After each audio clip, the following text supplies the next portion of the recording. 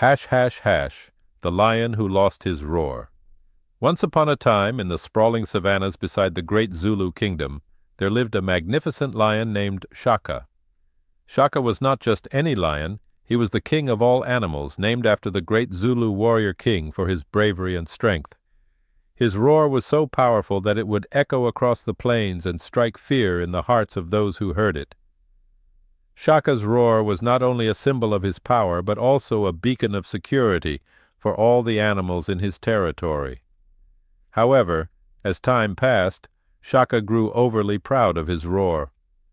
He would use it not merely to communicate or to protect his realm, but to boast of his might, often roaring without need, to show off his prowess.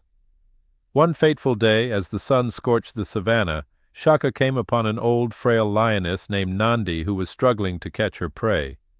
Seeing her struggle, Shaka laughed and roared boastfully, startling Nandi and causing her to miss her target. Humiliated and weak, Nandi looked up at Shaka and said, "Great Shaka, your roar is indeed mighty, but even the mightiest can fall if they lean too much on what they believe makes them strong."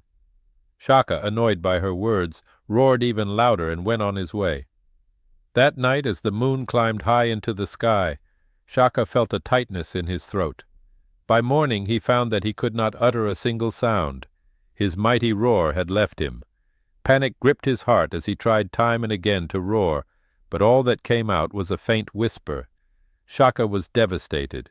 Without his roar he felt powerless and vulnerable.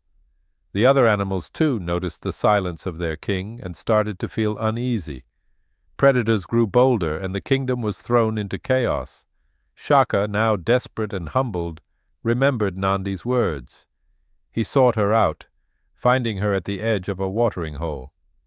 Nandi, seeing the despair in Shaka's eyes, spoke gently. "To find your roar, you must first learn to listen." Guided by Nandi, Shaka embarked on a journey across the savannah. He met many creatures, from the tiniest ant to the graceful giraffe. He listened to their stories and learned about their lives. For the first time he heard the rhythm of the savannah, the whispers of the wind, and the songs of the birds. Shaka learned humility and the importance of every creature's role in the balance of their world. Months passed, and one evening, as Shaka and Nandi watched over the savannah, a danger approached. A fire had started, and it was spreading rapidly. The animals panicked, looking for Shaka's roar to guide and reassure them. Shaka felt the old urge to roar, but he remembered Nandi's teachings. Instead of trying to roar, he gathered the animals, using his stature and newfound wisdom to guide them to safety. He coordinated the elephants to stamp out the fire, the birds to scout for water, and the antelopes to clear paths. As they worked together, a light rain began to fall, aiding their efforts and eventually dousing the flames.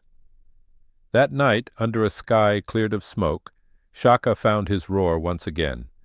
But it was different this time. It was deeper, filled with the pride not of power, but of unity and love. From that day on, Shaka ruled not as a king who led by fear, but as one who led by wisdom and respect for all. He roared only when necessary, and his kingdom thrived in peace and harmony. Hash, hash, hash, the moral, the tale of Shaka, the lion who lost his roar, teaches us that true strength lies not in what we believe makes us powerful, but in our humility and willingness to listen and learn from others.